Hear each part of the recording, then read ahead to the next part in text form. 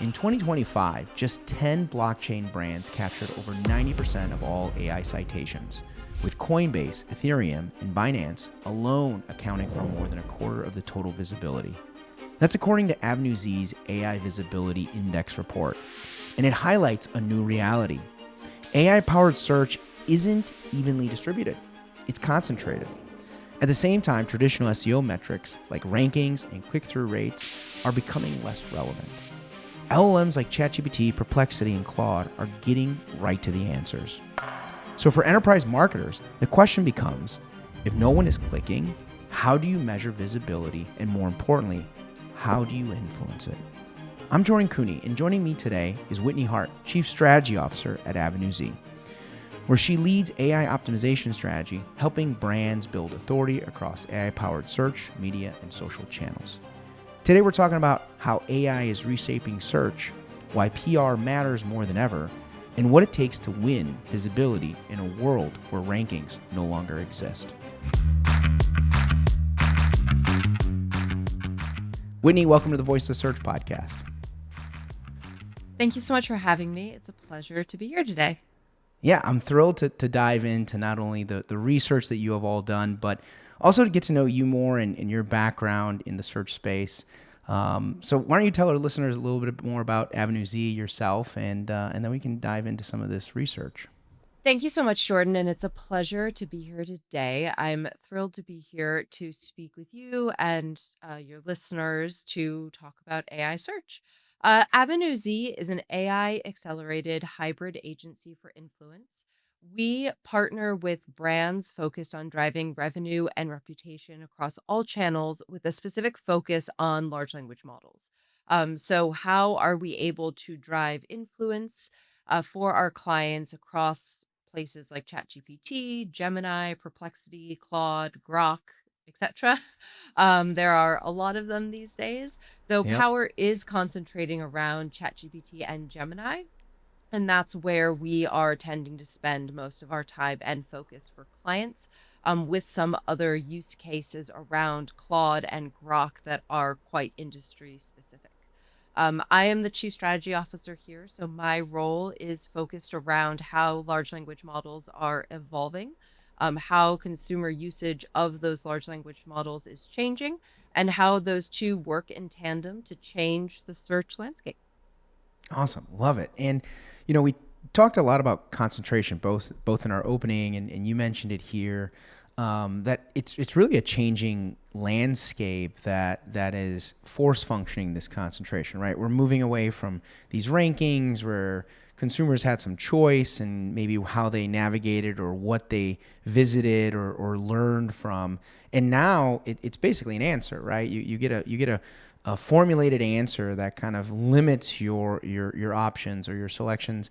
How much of this concentration is just a shift in how we're consuming knowledge and information versus the fact that these brands have always been winning or always been at the top of their, let's call it, game for now? I think that large language models are now pulling together so many sources of information, and a lot of brands actually struggle to understand what is feeding the answer that it's giving to a consumer, and how can I potentially influence or control or direct that answer and those information sources. One of the things that brands really need to grapple with is how widespread and diverse the data sources are. And it requires a level of coordination and strategy that most organizations don't have at this point. So, a lot of organizations, for example, will have an SEO team that is very coordinated with the content strategies of what's going into the blog, how does that extend into social media, things like this. But then PR will sit on an island all of its own. And there can be a lot of disconnects there. So ultimately, I think that brands that are able to bring all of these discrete areas of marketing together under one content strategy and brand strategy are those that are going to weather the large language model storm and revolution the best, and come out ahead in the months and years to come. Absolutely. And what's your perspective on the size of these organizations that are winning? Is it that there's space for small brands to find ways to compete? Is it all just the big, top, well-known, well-established leaders that are only winning? Like, what's been your experience in looking at this connection point of these disciplines like SEO, PR, and all these other mechanics, but then that translating into how a small versus large brand wins? So what's really interesting is I'm working with some very large brands right now, and the hurdles that they face internally with legal and compliance checkpoints Mm-hmm. and approval processes in order to publish anything on the website, it's so arduous that it can take them months to get simple pieces of content updated, published, approved, iterated, and it puts them on the back foot. And so, in a lot of cases, young startup new entrants to the scene can make a huge splash in large language models because they don't have that level of governance. They don't have the level of legal and compliance checkpoints and frameworks, and so they can act much more nimbly. And when it comes to publishing content on the site, iterating formats of that content to be more large language model friendly, making those adjustments, they can move so much quicker that they then gain that visibility that much faster.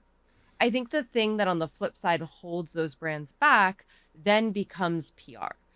Do they have robust PR programs in place? Are they able to secure those mentions from large, reputable outlets like the Wall Street Journal, for example? Or are they struggling to get visibility with major outlets and therefore, while they're able to publish amazing content on their site quickly and nimbly to meet the needs of a prompt strategy for the large language model, they don't have that third party verification through PR placements and therefore they're kind of Right. held back. So it's really playing those things, holding those things in balance. And ultimately, if you have those things, a new entrant, a startup brand can make a huge splash and really secure visibility over a stalwart brand. Yeah, I want to dive even a little bit further into this because I totally agree with what you're sharing, and I love the perspective of how smaller brands can win in the current market. Does this just mean though that we're gonna be moving more and more towards this winner takes all perspective? Like, our LLMs and just an answer based world, whether it's in traditional search or new discovery outlets like ChatGPT, are they just going to become more and more concentrated in the sense that there's just going to be one answer? There's not going to be as much choice as we used to have. And so small brands need to make and be more aware of this channel sooner when it comes to their marketing strategy. I think that there is going to be greater and greater levels of personalization that we haven't really taken into account in discussions about this topic. So ultimately, yes, from a very generic point of view, there is the potential for that consolidation and the winner takes all or takes most dynamic. But the flip side is that as you pour more and more of yourself into ChatGPT or Gemini or insert your personal companion of choice, it is going to be able to offer more and more personalized recommendations. And so that is where there will be wider areas of discrepancy and larger opportunities, I think, for brands to be really specific in what they specialize in, what they're really good at, what their really great use cases are, and ensuring they're able to assemble influencer strategies, listicle, earned media strategies around that really core use case that will be able to resonate with the large language model's memory of the user in question. So the responses or the answers that the large language model is giving are very specific to that individual. I mean, I think that this is one of the interesting shifts that the market is going to continue to unpack and better measure.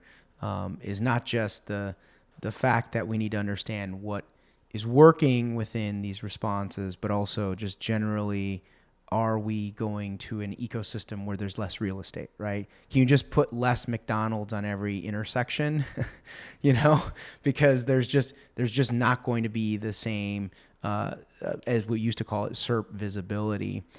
In our intro, we talked about visibility and we talked about visibility measurement. Avenue Z and yourself, you guys have built a lot of visibility indices and have measured what's happening in terms of different brands and different categories. And I think that this measurement piece is where we are today. How should marketers be thinking about this concept of visibility? How is it different from rankings and traffic? And tell us the story about how you guys came to start building some of these indices. For sure. So we have 6 larger visibility reports, AI visibility index reports, that rank about 50 to 60 different competitors. And then we have 9 mini reports that are a tighter concentration of competitors, and examining those niches really specifically. And what we're doing is looking at a wide variety of different inputs, to assess share of voice and essentially who's winning the share of voice in these specific industries. Um, One of the things that I think is most interesting about where this is going, as this was published in 2025, is actually that consumer preferences for large language models has dramatically changed in 9 months. So we published these last summer, and since then, Perplexity has fallen out of the mainstream in the way that it used to be.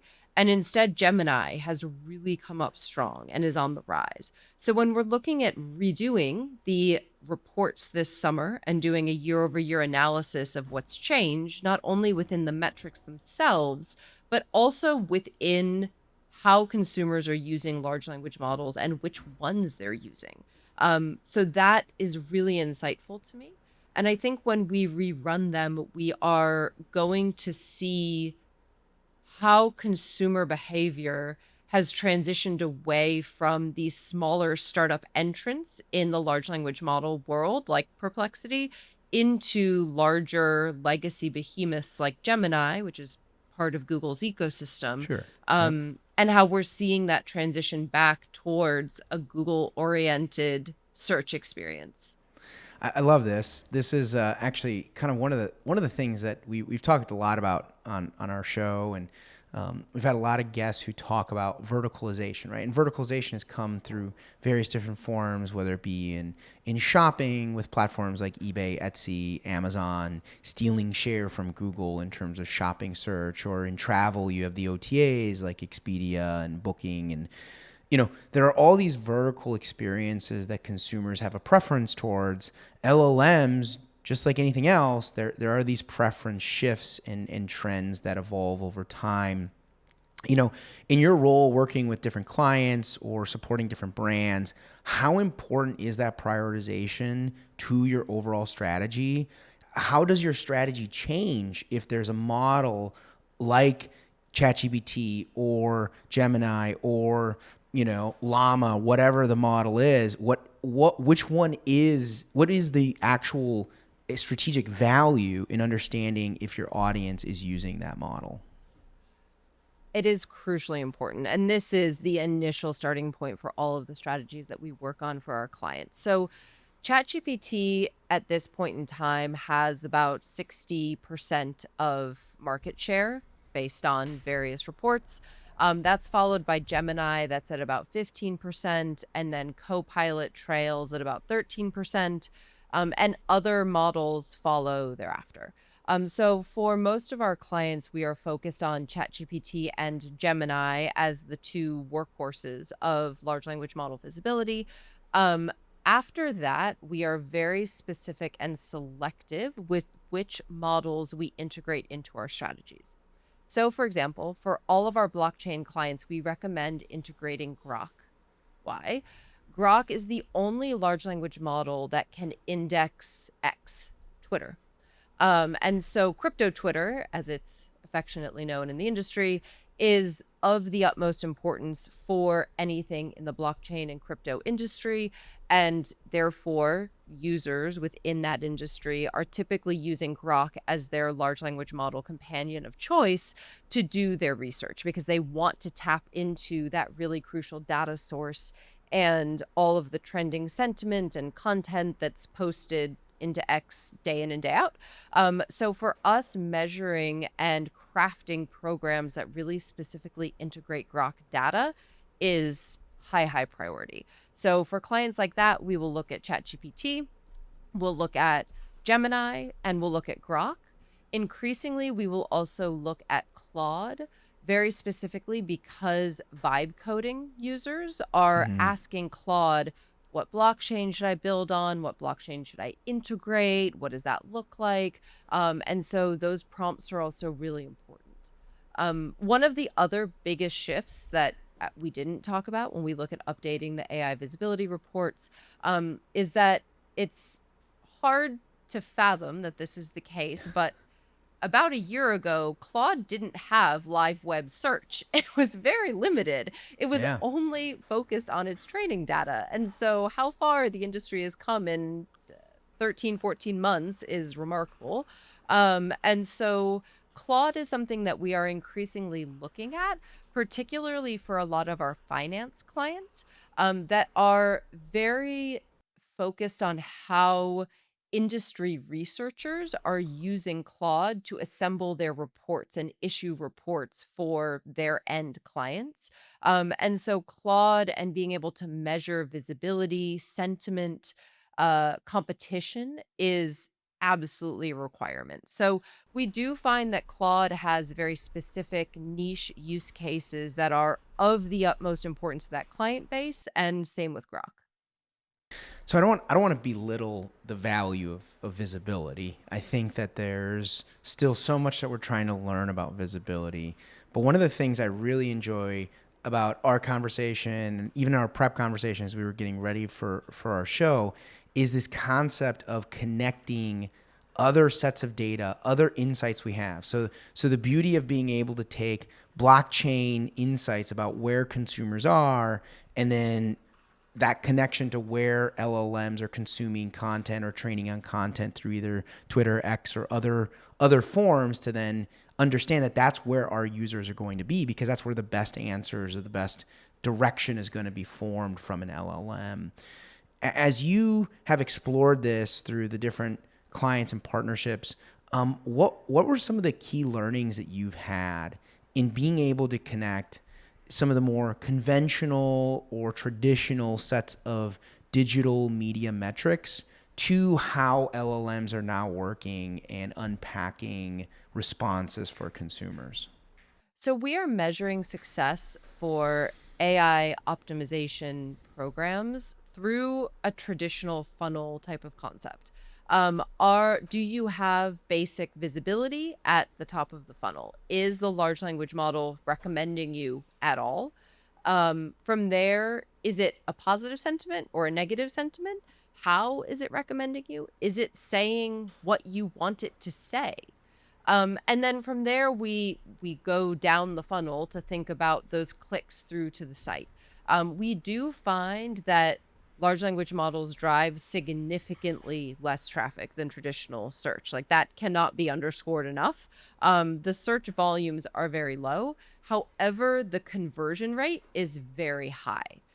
So we are seeing that for some of our clients, the conversion rate is 10x what an organic search conversion rate looks like.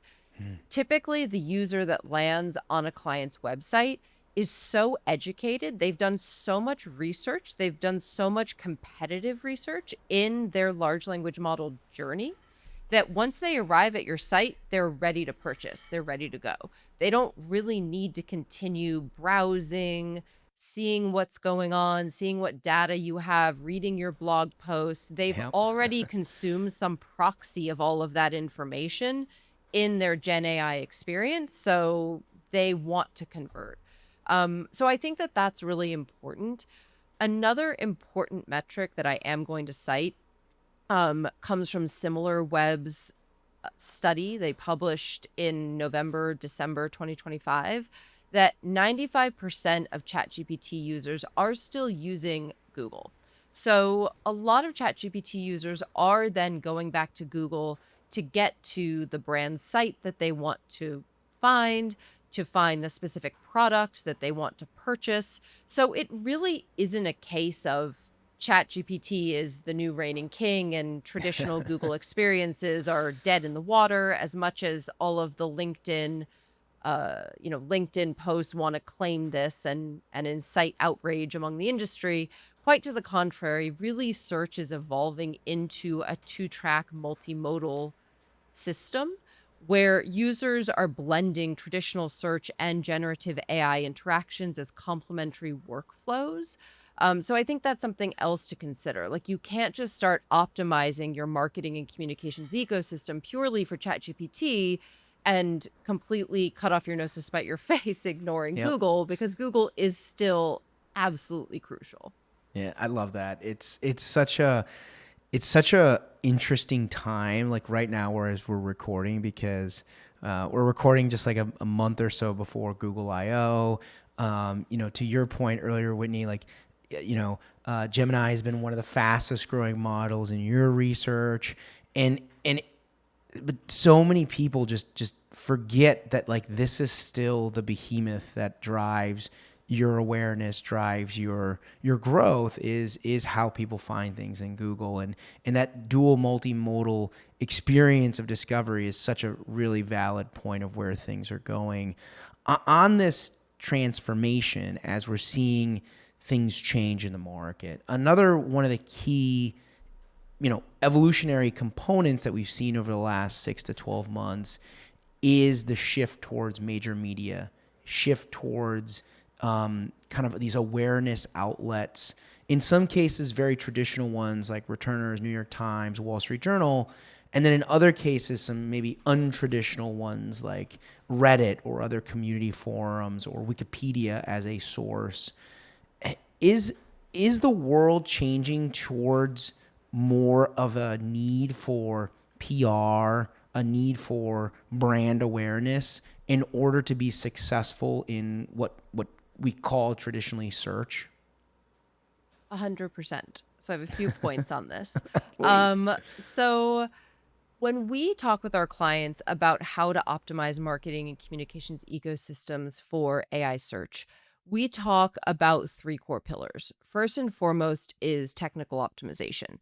You need to ensure that your site can be easily consumed by the large language model, by the AI bot that it is sending through to read your site. This is very similar to the search engine Spider, but with a few extra components or expanded components.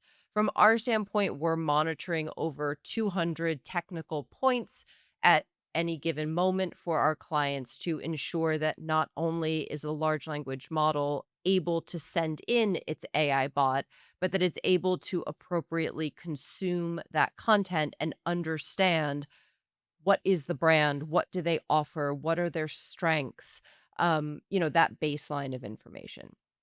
From there, we talk about building content. So, this is content on your site, content on your blog, on your product pages, on your services pages. This is also then extends into what is the content in Reddit, Quora, Wikipedia, influencer content, things like this. It's a very large realm of social content. YouTube is also a great one, making sure that you have appropriate transcripts, really well built out notes or information, documentation about the YouTube video. All of that is pulled in.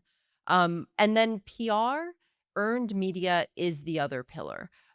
Earned media, those reputable media placements are driving results. Large language models love citing those sorts of third party earned placements and recommending it to their customers, to the user prompting the large language model. But what is most important is how you are deploying your earned media coverage through those potential reputable media placements. So, in your question, you asked about the New York Times or you referenced the New York Times. So, the New York Times actually has a huge lawsuit open against OpenAI. It started in late 2023 and it is still ongoing. And when it will wrap up is completely TBD and unknown. But Right. basically, the New York Times alleged that OpenAI copied millions of their articles without permission to train its large language model, Yep. and that ChatGPT can reproduce or substitute New York Times journalism in ways that infringe copyright. So this is part of this overall debate about what does copyright include and how far does it extend in the world of large language models. So ultimately, ChatGPT and the New York Times don't get along. No Yeah. large language model is able to train on the New York Times at this point in time. So this is not just a question of, oh, well, I have this press release and let me put it in any large reputable media organization. It actually Right. needs to be really strategic. So we know in the case of ChatGPT that OpenAI has partnered with 18 media organizations that represent nearly 450 publications worldwide. And so understanding out of those 450 or so publications, what is most relevant for your brand and your organization.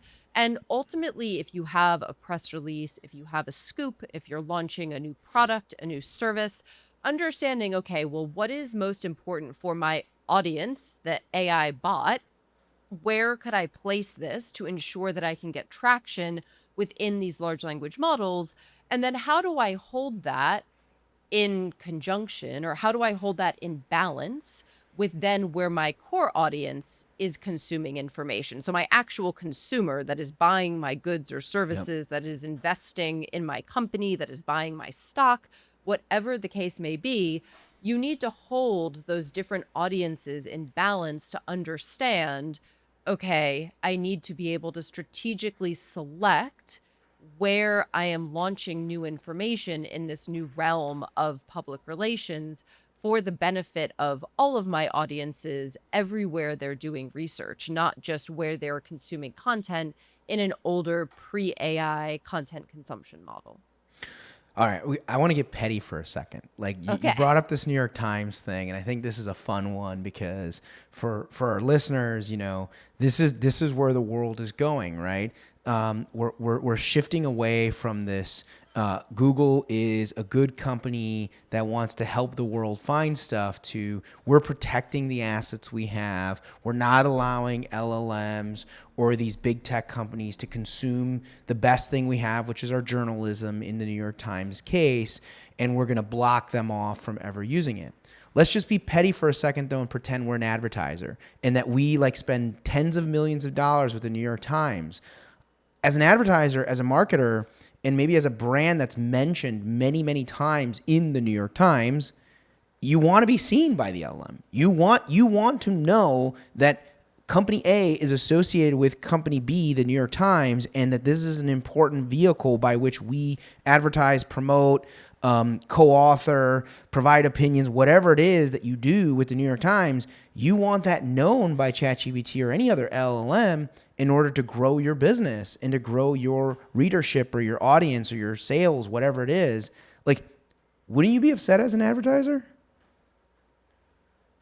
So I think they're two different things. One is the earned media coverage, like the journalism, the true journalism coverage that is published in the Yep. New York Times is not advertising, right? So this is True. true earned media coverage. Yep. I think that this opens the opportunity to have a discussion with whoever manages your website to say, hey, we actually do need to have a section on our website that lists out our most prominent earned media coverage that will be able to replicate that content in some way. And you can have all of the appropriate SEO technical components to cite back to the original source to avoid duplicate content penalties within traditional search engine optimization techniques. But at the same time, then you are able to showcase to the large language model, hey, I am getting this coverage. Journalists are reviewing this. this is very important, and here's all Yeah. of the amazing coverage I've been able to get. So I think that this is another area where you can see new opportunities for partnership between the PR team and the digital team or the website team, however that's Yep. structured within your organization, to pull those pieces together. Another great option is then to surface that content into social media channels. So, do you have a Reddit strategy? Is it possible to deploy links to this type of coverage that maybe isn't prioritized by OpenAI or is not able to be consumed legally by OpenAI? But now you can put a link to it with a few key takeaways in Reddit, and then the large language model is able to consume those snippets through Reddit and kind of get the gist of what that article said. So there are ways to still leverage that type of content and work Right. around it. So you can still get benefits from it. But at the end of the day, it is out of the 450 publications that OpenAI has partnered with. I mean, they're incredible organizations: Time, Right. Condé Oh Nast, yeah. Scott Dash Meredith, News Corp, FT. I mean, you have a lot of options of Oh other yeah. places where you can get content published within your publisher strategy. Yeah, I mean, I think that that's really a amazing message, which is like you got to take control of where you're winning, right? So if you are winning in an earned strategy and you're not seeing that become valued by LLMs, then there's a whole like you should be talking about it on your website. You should be promoting this message on your own channels to ensure that the models are capturing this. You brought up in that example, because I love that example, and I think it is one of the big misnomers. Everyone's chasing after hype cycles. They want to be seen more in Reddit, and they've never even talked in Reddit to a single customer ever in their life. So, like, why start now? Like, these organizations are full of different types of departments, but these departments are going through a tremendous amount of transition and change as to how to do their work, whether it be adopting new channels like Reddit or becoming more capable of taking your earned media strategy and publishing content and assets about that on your own website. These are skills that typically require coordination. They require cross-functional partnership within large, complex organizations where you have, say, a PR department or SEO team, a content team, a web publishing team, and the list of departments and teams can go on. In terms of your experience and some of the projects that you've worked on, what's making organizations successful in this current time of change? The first thing that I recommend organizations do, okay, let me take it back up. The very, very first thing is actually figuring out the names of the people responsible for all the other departments and their email addresses and their Right. Slacks or whatnot, and set up a Find the people general first. find the people. Yeah. Figure out what are they doing, where are they relying on agencies or contractors, just understand the landscape of what your colleague in another marketing and communications department does or has in terms of resources. And then from there, once you understand who the people are and what it is that they're doing and how they're doing it at a very basic level, what I love recommending and seeing play out in real time is getting everyone to sit down in a room together, if possible, or over a Zoom or video call, and have someone pull up ChatGPT and just start asking it questions about your brand. Ask it questions about things your brand provides, the goods and services that you're selling from a non-branded prompt perspective, and then start asking it about your brand and see what it says and see if you like it. See if you show up. And Right. then start clicking through, because at the bottom of every, provided that the large language model uses a live web search to give you an answer, it will give you the links of where it has sourced the information. So pull up those links and look at all of those sources to understand what is driving this result and what needs to be done to change that result. So, are there 20 Reddit links and no one in the room has responsibility over Reddit? Then coming out of that meeting, you need to designate someone whose fame and fortune or demise is going to live on the Reddit program. Yep. Um, in the case of, is it earned media and is it all, Forbes or affiliate links, and who needs to figure out how to architect a new program to be able to influence those results. So I really think that sitting down and doing that joint collaboration is crucial. And once you do that and you're able to gain camaraderie amongst this broader team by looking at the results together and having a shared sense of ownership over what it says and a shared sense of pain over the Right. potential outcomes, that drives people to greater levels of collaboration and new ways of working. So one of the great challenges is that metrics are just very murky right now. And so this cross-functional opportunity, I fully agree, is centered around being able to look at shared goals, shared metrics, shared results.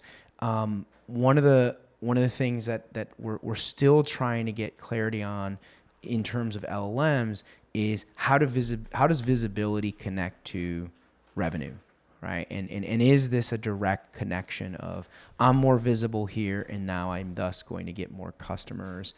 In your experience in working within these teams or working with clients, how do you make that a successful journey of LM visibility to some sort of financial or business outcome for a client or organization? It's a great question. So,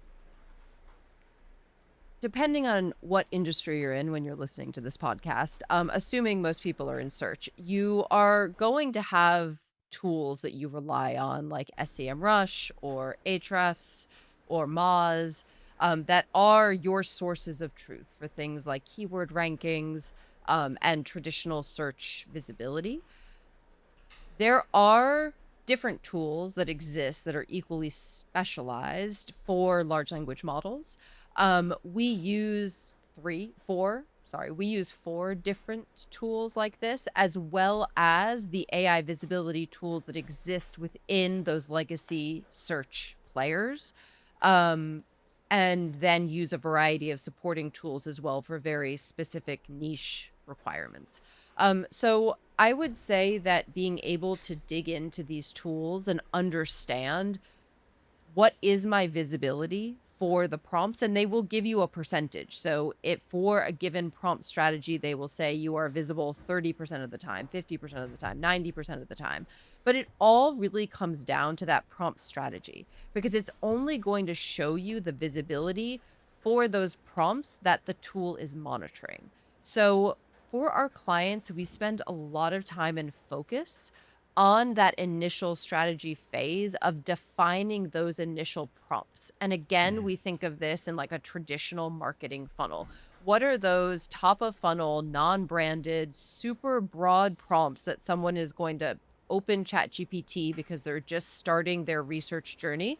Versus then at the bottom of the funnel, what are those branded, super specific prompts that someone is typing in because they're ready to make a transaction and they just need help deciding between product A or product B?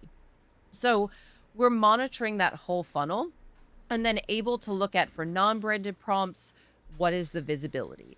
For branded prompts, we're focused more on what is the sentiment. Is the large language model strongly recommending you?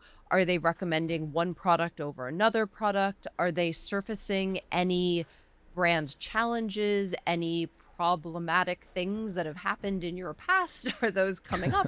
Right. Brand crises, things like this. And so that's what we're really monitoring and looking at to be able to talk to our clients about what the right tactics are that we need to do to improve visibility for that prompt set. But ultimately, it all comes down to that prompt strategy and what do we want to be known for? Where do we want to be known? How do we want to be known?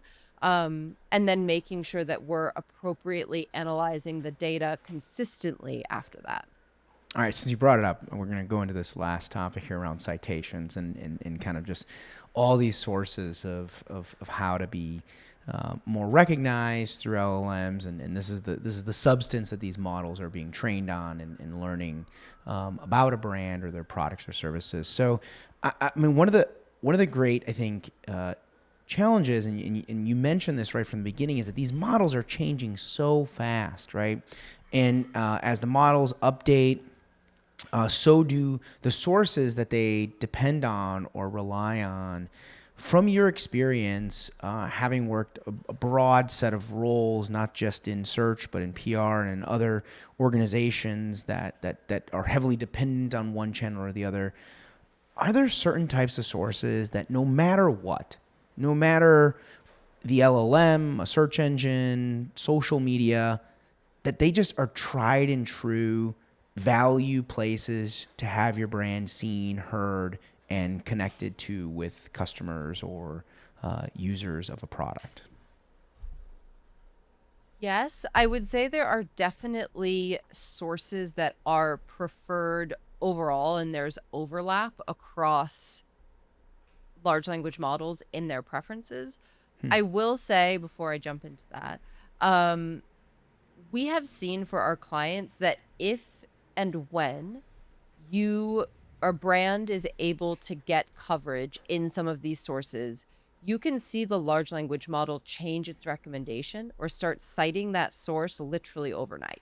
So this is not like the age of search where you need to go get a whole bunch of backlinks, you change the content on your site, and if you're lucky in 3 months, organic search results start changing.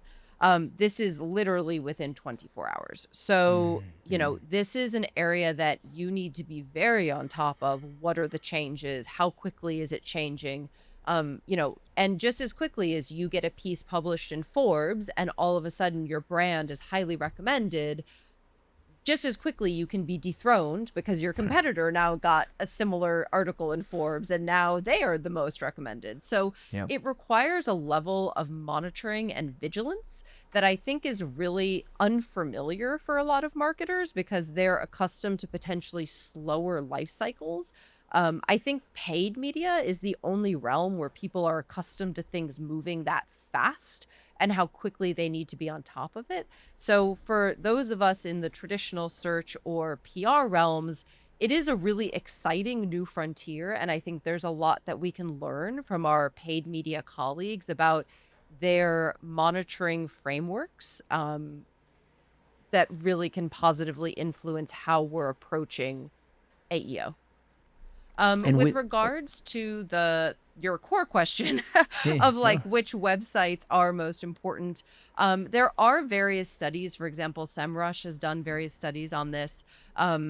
Forbes, NerdWallet, Bankrate, and CNBC are four of the highest priority sources that are prioritized across ChatGPT and Google AI mode. So they're looking at both of these ecosystems, are looking at financial and business authority sites that carry very high editorial trust. The information is very well structured, so it's easy for the large language model to consume it. And the large language model knows that these sites have really strong authority. So, particularly if your brand is in the finance space, NerdWallet is like a must-have. Good positive citations in NerdWallet are crucial for visibility.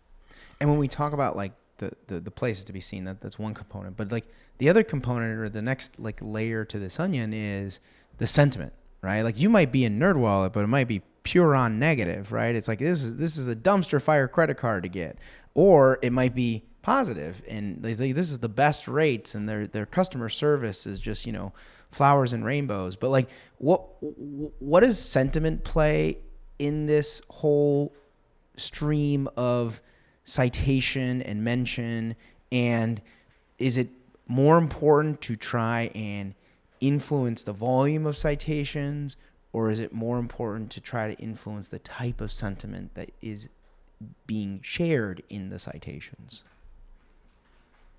I mean, I think that you need the two hand in hand.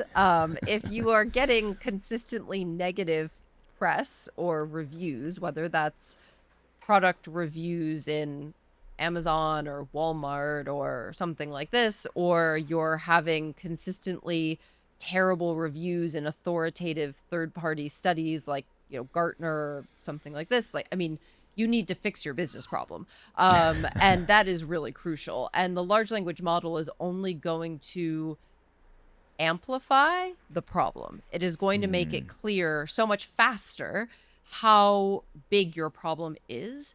And it's crucial that your entire organization rallies around the core problem to fix it. And this could be, I've seen examples where it truly comes down to misinformation because there are not clear linguistics on the site. There's not clear linguistics for influencers. There's not clear linguistics for journalists and podcasts and things like this, of what the brand or organization does or does not provide, what a product can or cannot do. And so the question is really, does it come down to an issue of information and content and needing to have clarity around that? Or is there truly a product problem that is a much larger challenge to address? And how you solve that becomes an organizational wide operations and legal project. Yep, absolutely. All right, we're going to move on to my favorite part of the podcast, which is what we call our lightning round. Whitney, I'm going to ask you 5 questions about the different themes we discussed today. And in 30 seconds or less, you're going to give me a kind of quick response on your point of view on those. All right, Whitney, you ready? I'm ready. Awesome. What's the biggest SEO metric that no longer matters? Ooh, okay. Stopwatch is on. The metric that no longer matters. We are no longer looking at average position. I am much more focused about how often we're chosen and cited in AI answers than like a blended blue link rank. I already can hear the naysayers out there, though. Position does matter. We do know that ultimately where you rank in traditional search has an effect on how prominently you show up in large language model answers. So position still does matter as a proxy for prominence, but overall, looking at a rolled up average position value or metric is just really noisy and distracting because we're really then blending like low value and high value queries, markets, SERP layouts into a single number. And I think that metric came to importance for clients who just needed something simple. But at this point, I think simple is really diluting what matters. Yeah, absolutely. All right. One signal that matters more in AI search than in Google. Third-party validation. And this can take so many different forms. It could be consumer reviews, industry or analyst reports, earned media and journalist reviews, expert or influencer citations. Like there's so many different types. Ultimately, those types of third-party validation all need to work together, align to the overarching brand strategy and content strategy, rather than siloed marketing teams pushing out different messages. The AI cares who else trusts you, not just how well you stuff your own site with claims. All right. As you think about content or citations, if you have to invest in one, which do you invest in more? Content.